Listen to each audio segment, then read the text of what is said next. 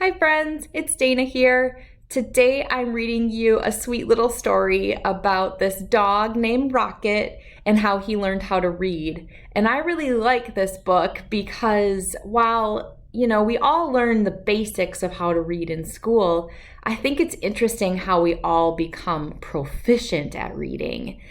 I became proficient by reading road signs on the side of the road as we would go to the cabin every month.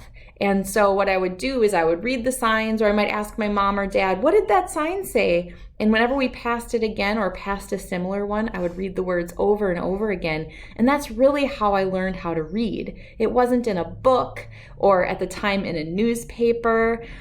And I started asking other people, how did they learn how to read? And my dad learned how to read by reading baseball cards. And my mom learned how to read by looking at the books that her aunt, who was a teacher, gave her. And so there's no one good way to learn how to read. Ultimately, whatever way strikes your fancy is the best way. So here we go. Let's learn about how Rocket learned to read. It's by Tad Hills. It's the creator of Duck and Goose. If you've ever read those, I love those books. So here we go. What a cutie.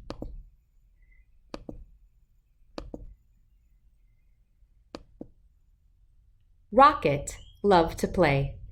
He loved to chase leaves and chew sticks. He loved to listen to the birds sing. Every fall morning, after chasing leaves, Rocket would lie down in his favorite spot under his favorite tree. There he'd sniff the neighborhood smells and settle in for a good nap. But one day, a little yellow bird startled Rocket. "Aha! My first student! Wonderful!" she sang. Rocket was confused. "Student? I'm not a..." "But if I am your teacher," the bird interrupted, "then you must be my student." Rocket found it hard to argue with this bird. "I am so glad you saw my sign," the bird chirped. "Oh yes, I can see it," Rocket said, "but I don't know how to read." "Can't read? Fantastic!" She waved a wing. "Come to my classroom."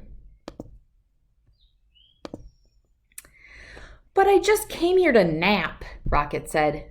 No, there will be no napping in class," declared the bird, "except, of course, during nap time." "Well then, I can take a nap over here," said Rocket.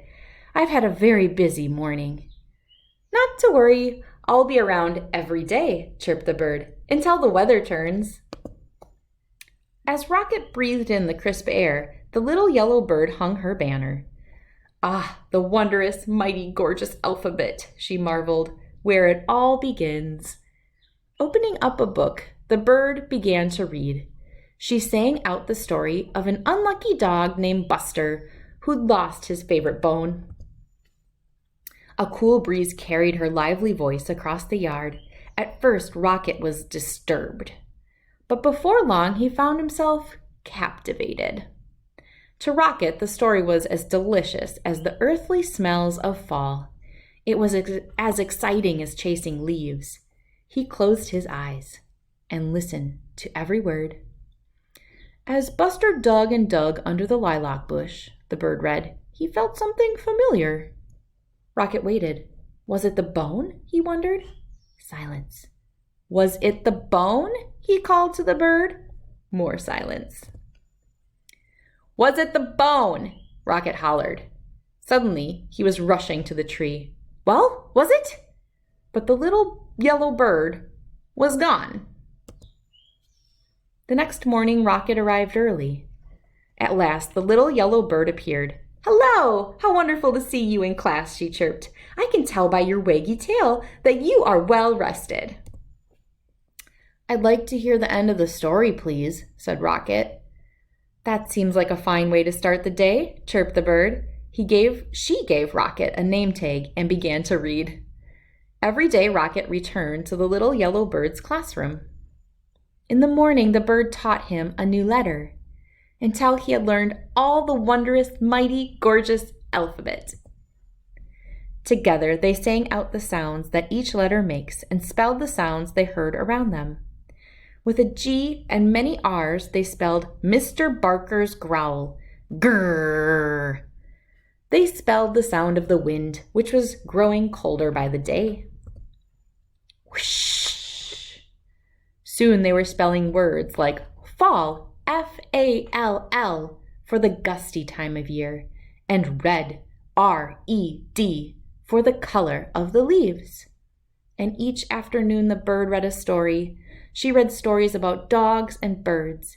She read about leaves changing colors and about birds flying south for winter. Then one day the weather turned and the letter banner disappeared. "See you again in the glorious spring," the bird sang.